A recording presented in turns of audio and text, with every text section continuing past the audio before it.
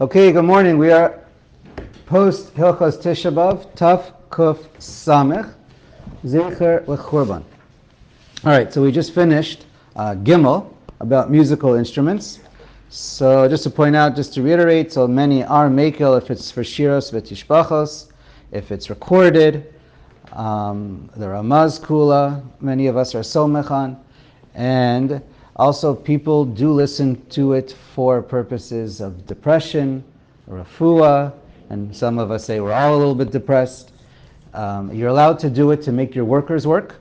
It's the way the Mishnah Berurah writes, it's for you yourself, it might not be mutter. Because it's for you, when you're working, it might be enjoyment. But for the employer to get the people to move, then that's mutter. And whatever, different approaches. And certainly for an alarm wake up, that's okay. I know schools use it in Israel. I don't know. Okay. Wake up. That's a Gemara in Gittin about playing music when you wake up. That's That what? To use music to wake up to. That's us? That's more of a problem. You know, so show me afterwards. So I'll take that back. Okay? Check it. Okay. That's funny. I saw someone say you could. Okay. Let's go on. So that's all right. Thanks to Rav Reuven. I just want to share a quick story from the mid-19th century, because we touched upon weddings in Jerusalem. Sorry, we'll make the share a little longer, or we'll cover less ground.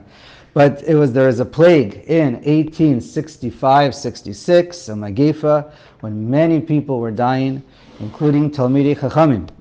So at the time, someone did a she'elas chalom to ask Kadosh Baruch Hu what's going on, and he was told it's because the Kotel Hamaravi was insulted, it wasn't getting enough kavod.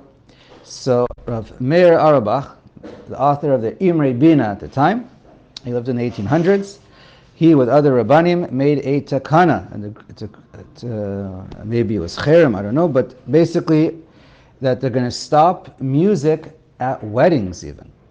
And as within a few days after that takana, the Magefa stopped and people stopped dying.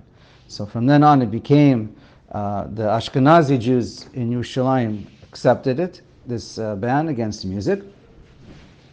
And the way I saw it was only, it was written, the way I saw it was only mutter for drums. I think this is on the OU Torah.org website, and they only allow drums so that the singers can keep to their beat. But again, the exact nature of the takana is a little bit question mark. So really you would have to ask your local Yerushalayim posek, if you're doing a wedding there, how it applies. Yosef Chaim Sonnenfeld also wrote that we have to keep the takana, and it's a gzera that we have to follow for those living for weddings in Yerushalayim. It's a machlokes if the main problem was a lack of zecher lechurban, or because of the music at the weddings or certain times it caused certain sneas apritzas issues between boys and girls. There's a question if it applies only to Ir Atika or anywhere in Yerushalayim, and conflicting views. It's in the article, conflicting views what the poskim of our generation or previous generation understood. So we'll just leave it like that. Rav Sonnenfeld said recorded music is also aser, so too it's quoted b'shem Rav Shlomo Zalman or Rav Elyashiv. But Tzitz Eliezer says it was always mutter it is mutter for recorded music, and so too Rav Chaim Pinchas Scheinberg. So I don't know. We'll leave that for the poskim of Yerushalayim to figure that out. But okay. Okay, I think that's recorded music in general. So Igros Moshe writes that it doesn't matter if it's recorded or live, it has the same status. Recorded radio, it's the same status of live. So whenever it's aser, whenever it's mutter, it's mutter. In other words, if bepeh, a cappella was mutter, so too recorded is mutter. And same thing, this would apply for sphira. What's the connection between a cappella and recorded? Because once you record it, and now you're playing it with the speaker system, the question is, does that become a klei zemer? And so the Shevet HaLevi says that turns it into a klei zemer, so therefore live a cappella would be mutter, but recorded a cappella would be aser. So I know there's different people follow different minhagim nowadays by sphira as well. Okay. Daled. Let's move a little bit. V'chein gazru al atrot chatanim shelo lahaniach klal. And Chazal also made a gzera not to wear some kind of crowns on the chatanim at the wedding. V'shelo lahaniach hachatan barosha shum klil. Nothing, no head coverings. I mean, we wear our hats, but no other special crowns or coverings. Shenamar hasir hamitznefet v'harim ha'atara. V'chen gazru ha'atarot akala im hishel kesef. And then they also made a gzera for women, for the kalos, for the brides, if it's made of silver. So if it's made aval shel gedil mutter lakala. But a kala is allowed to wear some kind of tiara or something if it's made of cloth. But maybe tiara is a half of an atara. Maybe that's a heter for that. But a full crown for sure, that would be aser if it's made of silver. For whatever it's worth, the Mishnah Berurah points out Shel Shlomo, for all 7 days it would be aser. I've never seen kalos walking around with this all 7 days, and suggests perhaps even if the whole thing is made of stones, it can also be a problem as well. But L'maisa, if it's not made of silver, it's not a problem. V'dafka, as far as I know, I think. I don't know. Does it say? I don't know. I'm not familiar. I have a note on the bottom here. Katav Ramban, the Zahav Lav Davka. After Rabbi Yochanan and Mechem Abraita Pirshu. You're saying in the Shara Tzion he says gold also? Okay, could be.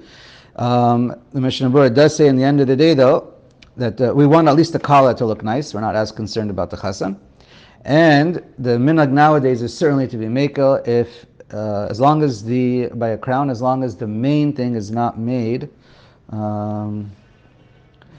long as the main thing is made of not silver, I'm not sure about gold, it could be it's the same, but as long as the main substance is not silver, it can be made with full of lots of kesef, zahav, and stones, and diamonds placed on top of the main frame of the crown. That's based on the Ramban, and that's the minhag. Okay. V'dafka lechasan v'kala. The only problem of these crowns is for a chasan and kala. Well, b'sha'ar kol anashim v'nashim lo gazru. But they never made any kind of a gzera for during the year for anybody else. Okay. I think that's that. Okay. Hey. Asur le'adam shiyamalei piv schok ba'olam hazeh. It's asur for anyone to have his mouth full of laughter in this world. So, okay, I won't elaborate too much on what it means to be too happy or too full, but some say too long, too loud, being drunk. Certainly if one is no longer themselves and they're just totally carried away, too much levity, too silly, that would probably suffice to, fulfill the Isser. Laughing at other people just totally can't control themselves and listen to anybody and become rude, etc. When it gets too far. Exactly. It's so subjective a little bit, exactly, obviously, where you get. This has nothing to do with the Chorban? This is because of the Chorban. It's certainly because of the Chorban. It might also be equally not because of the Chorban. It's a good question. Right. And only until the Beis HaMikdash is, then we can be full of schok. Shkoyach. But, anyway, Mishnah Berurah writes also, too much simcha makes a person lose himself and forget mitzvahs.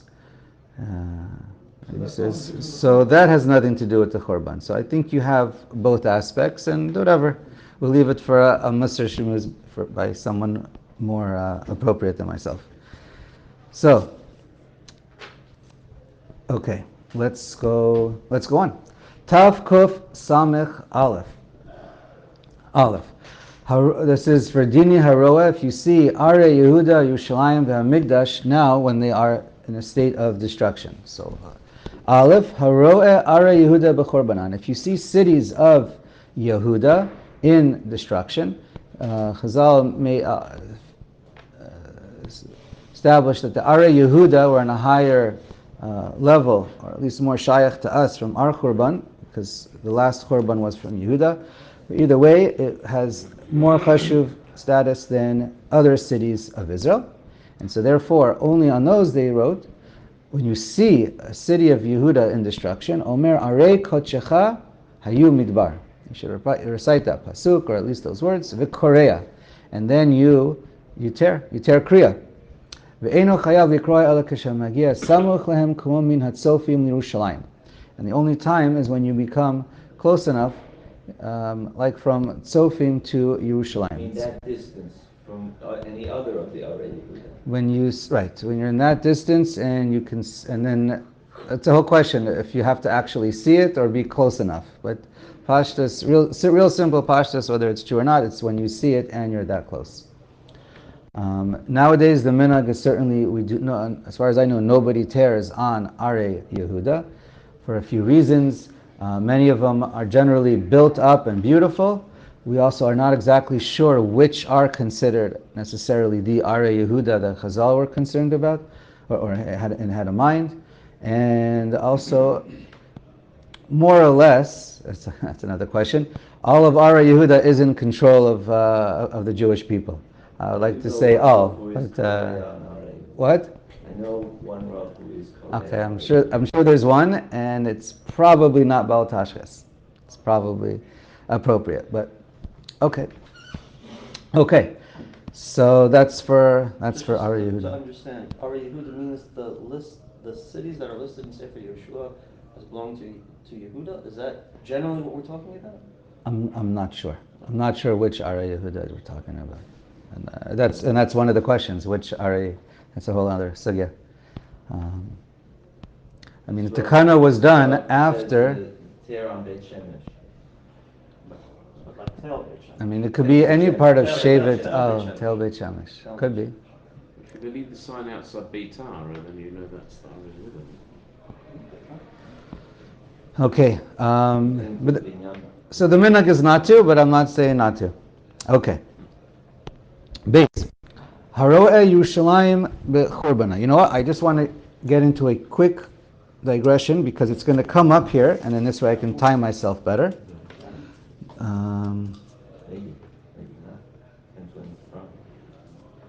Okay.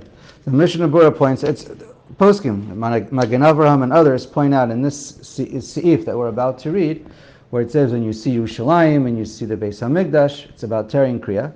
So they write on there that it's usher to go. Here, I'll read it in the words of the Mishnah Berurah. Nichnas ata lamakom mikdash. If you go into the place of the makom mikdash, chayav kares. You're chayav kares. Shekulanu tamei meis. I mean, this is quotes it from the Magen Avraham, it's Rambam, it's Gemaras. Ukedusha rishona kicha lishaita v'kicha la'atid lavo. Because the kedusha of the Beis HaMikdash and Har HaBayis, that was mekudash from the Zman of Ezra, and that kedusha never left. Yes, there's a machlokas Rambam and Ravid, if it ever left. Ravid said it did, but he's a das yachid among all the Rishonim, and the halacha is clear from all the poskim that the halacha is like the Rambam, that we say the kedusha is still there. So just a quick digression as far as going on Har HaBayis nowadays. Okay, so I'll send out a picture in the WhatsApp, but you can look it up. Basically, the Kosel Maravi that we have today, when we daven at the Kosel, so that's the western outer supporting wall of the entire Har HaBayis. All right, it's not part of the Beis HaMikdash proper. So anyways, when you see Har HaBayis, if you would see a picture, so it's according to Chazal, basically it has the area of 500 by 500 amos, and in the middle of it, there is it's less than half, it's in the middle. The base is the Beis HaMikdash. The Beis HaMikdash, we all know, has the Kodesh HaKodashim, the Heichal, and then next to it we have the Azara, Ezra's Kohanim, and that's the whole Azara where they did the Karbanos. And that whole area, if anybody is Tamei Meis, even nowadays, and he goes and walks in that area, it's an Isser Daraisa, and you're Chayev Kares. That's clear. Anywhere else within the Ezra's Nashim, the Chayil, anywhere, Chayil is this outer wall right around the Beis HaMikdash proper. Right around, so it's a maybe 10 almost wide, it's a machlokas, but basically it's a thick wall, right around next to the Beis HaMikdash, and that, anywhere within the Chayil, Chazal said if you're Tamei Meit, if you're outside of the Azara, then it would be an Isser Darabanan, which applies nowadays too, and we're generally all considered Tamei Meis. That's also not very debatable, it's also pretty clear. We're all Tamei Meis, that's the assumption. Anywhere outside, anywhere on Har HaBayis, in addition, anyone who has Tuma Yotzei Migufo, anyone who's a Zav, a Zava, a Nida, and a Keri, it's also, but it's its own question exactly the details of a Keri. But basically, anyone who has Tuma Yotzei Migufo, it's an Isser Lav if you go on Har HaBayis without, if you still have that Tuma on you. Obviously, a Metzora and others, that's compared to the Machana Levia, and I won't go into all the details, but basically anyone nowadays who walks on Har HaBayis, if they're not pure, so then they're also over an Isser of walking there with the Lav, because of Tuma. Now, in order to make yourself pure, there are, again, we're not going to go into all the halachos, but there are a lot of halachos on how to properly bathe yourself, check yourself, and often you have to wait a number of days, men, women especially, if it's a nida. If they had marital relations, it's an extra few days, let's say 3 days. For shechvat pera, shechvat pleitat zera. So therefore, anyways, for numerous reasons, it's very difficult for an average person who's even trying to make himself go to the mikvah and to be pure.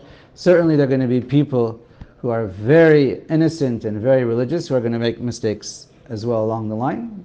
Chances are. Okay, so going into Har HaBayis. So there's numerous reasons why already Rishonim and early Achronim have already written that it's Asr to go on Har HaBayis. There's Rav Weiner told me that Rav Moshe Montefiore once went up to Har HaBayis, but he did it with, I think, being carried by Arabs and maybe in some kind of a Kli or something, without getting into all the details. In other words, to avoid issues of being Tamei Meis. Goyim can go there? What? And Goyim can go there? So that's also a problem for going to go there. So all these issues, and basically there was a cherem or a takana against people going up, and that's always been the established halacha for Yerushalayim. That's without a question. And so they put him in Nidway, and so he had to ask for mechila, and he won't go again. And then they let him out of his Nidway. So, anyways, that's just a little bit of a background of the issue. 1 second. Okay, so what are some of the problems nowadays with going on Har HaBayis? So obviously, with all the baggage I just pointed out, or the issues we just pointed out, number one, it's not clear. I know some people think it is clear, but objectively, it's not 100% clear where exactly the Kodesh HaKodashim is, at least not according to all opinions. It's certainly not 100% clear where it is, where the Beis HaMikdash is, where Har HaBayis is. And so that could lead to problems. Okay, obviously you could make yourself know exactly the safe zone, L'Kol HaDeos, that is possible.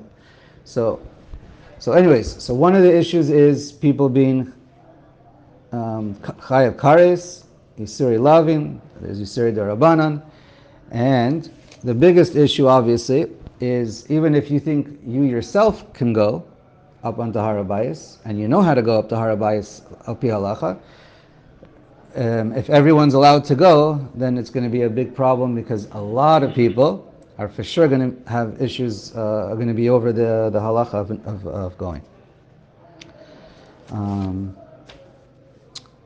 So, just to reiterate, or just to point out some of the main issues again. So one of them is, Lamaisa, everyone holds, there's no mitzvah nowadays to go up to Har HaBayis. We're not makayim any specific mitzvah. Maybe if you're praying there, which if you do, you get arrested. So I don't know, maybe mentally, but there's no, if you're not bringing a korban, there's no re'iyah, there's no real mitzvah to go up there. There's security issues, political issues. Again, we mentioned kares, lavi, misri derabanan, but the biggest issue is, some of the biggest issues are you're nichshal for other people. You're going to make if you allow yourself to go and other people to go, you're going to make other people go. And there is an isser, just like any shul, the post can point out, just to go l'tayel. It's asr just to go up to Har HaBayis and just, look at it like a museum. So that for sure is an isser. The Rabbanan or the Rais has a question, but that's for sure an isser. So obviously if you're going for a purpose and you call that tefillah and it's kibush and binyan based korban habayit, so that's obviously going to be a debatable issue. But there's certainly going to be other people who are going up there, and even if your approach is more holy, other people's approach is certainly more of a sight to go see, which is asr unless there's something a little bit more to it. Going against the chief rabbinate, which clearly paskins consecutively have always said it's asr to go up there, and it's neged rubo kakulo of all the poskim and all the gedolim of our time and previous generations. So those are the main issues, and just to quote some names who have always been against going on Har HaBayit, whether it's technical or political or because of making other people nechshal, but the policy has always, generally always been. So I saw something written by Rav Lau, the chief rabbi of Israel. So he writes a partial list of the Gedolei Yisrael in Taf Shin Kaf Zayin that wrote that it's asr to go up there, and that's Rav Yecheskel Abramsky, Rav Yosef Shalom El Yashiv, Rav Shlomo Zalman Auerbach, Rav Shauli Yisraeli, Rav Tzvi Yehuda Cook. Of course, his father also, Rav Avraham HaKohen Cook, also said it's asr to go up there. He was very much against it as well. And Rav Betzalel Zulati, Rav Yitzchak Kolitz, Rav Eliezer Waldenberg, the author of the Tzitz Eliezer, Rav Ovadia Hadaya, Rav Chaim David Halevi, Rav Yitzchak Arieli, and then he says, and nowadays, in our more recent times, he quotes Rav Avigdor Nevensal, Rav Shlomo Aviner, Rav Chaim Steiner, Rav Yaakov Ariel, Rav Asher Weiss, and there's obviously many more. In other places, you'll see that Rav Avadia Yosef was always, and his son, Rav Yitzchak Yosef, were very outspoken against it. Rav Mordechai Eliyahu, Rav Aryeh Stern, Rav Shlomo Amar, Rav Zalman Nechemya Goldberg, Rav Moshe Feinstein, Rav Hershel Schechter, Rav Aaron Lichtenstein, Rav Yehuda Amital, and Rav Joseph Soloveitchik. So those are all names that, just a short list of a couple rabbis who's... everyone can make their own decision. Rav Rabinovich, Rav Dov Lior, Rav Melamed, and Yaakov Meidan are some of the Rabbanim nowadays who are pro-going. But anyway, I'll just leave it at that, and but I won't say any more. Let's go on. We have any time left? No. I knew that might happen. Here, one interesting question. If you're a chayal and you need to go up on Har HaBayis, so sort of an Or Letzion, there's also right, so you need to go, but you should go to the mikvah first. And let's learn the halachot. Go to the mikvah, make sure you have no chatzitza.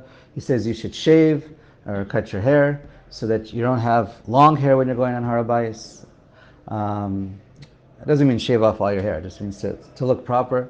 And as soon as you finish your tafki that you need to go up there working for tzahal, you should walk out as soon as you can, as soon as you're late. You're not allowed to stay there any extra. Fine. We'll get back to inside tomorrow. Sorry. Shaya.